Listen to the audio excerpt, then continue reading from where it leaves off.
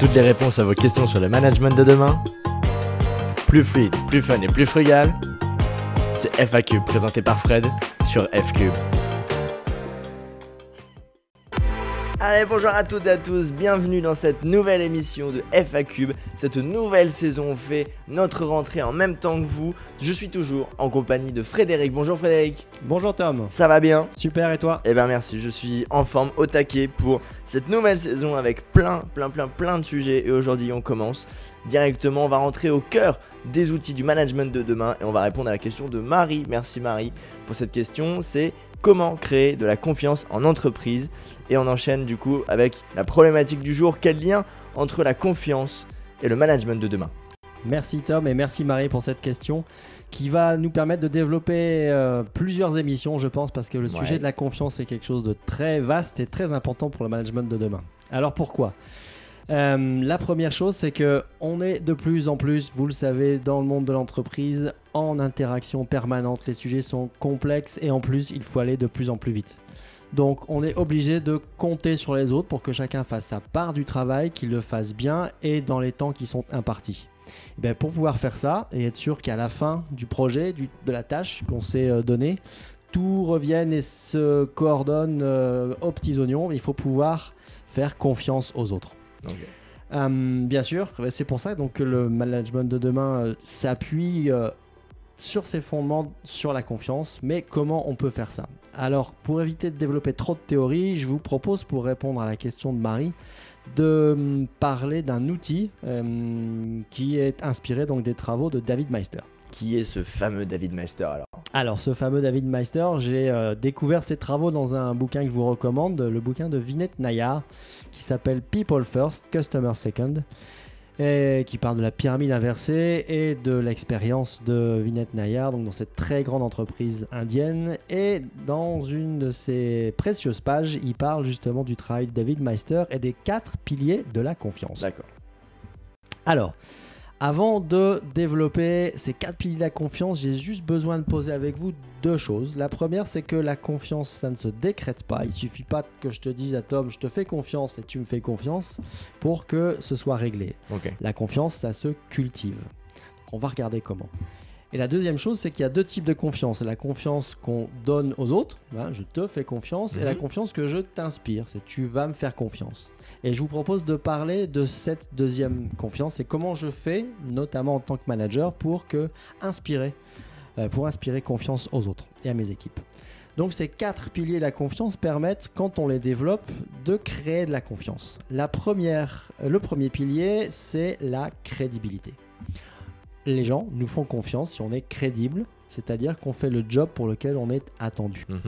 On peut se poser la question de c'est quoi mon job, hein, quelle est ma mission et qu'est-ce qu'on attend des autres, et comment je fais en sorte avec mes compétences, mes talents, de mettre à contribution donc, tout ce que je sais faire pour atteindre mes objectifs et ce pourquoi les autres m'attendent. D'accord. Le deuxième pilier, c'est la fiabilité. La fiabilité, c'est être crédible dans le temps. C'est de répéter les mêmes choses au même moment avec tout le monde pour être sûr que, par exemple, hein, si à un moment tu as fait quelque chose de bien et que je puisse te le dire, tu attends, tu dis j'ai fait quelque chose de bien, je sais que Fred va venir vers moi et me faire un compliment, me dire vas-y continue comme ça. Mais aussi que si j'ai fait une connerie, ils me le disent aussi. C'est ça. Mais qu'ils le fassent avec moi tout le temps, la semaine prochaine ou dans un an, et qu'ils le fassent surtout avec tout le monde et que ce soit équitable. Le troisième pilier, c'est le pilier de ce que j'appelle l'intimité. C'est un peu plus précis que la proximité. On pourrait dire, voilà, si on est proche des autres, des uns, si on se connaît bien, forcément c'est plus facile que de travailler avec quelqu'un qu'on ne connaît pas.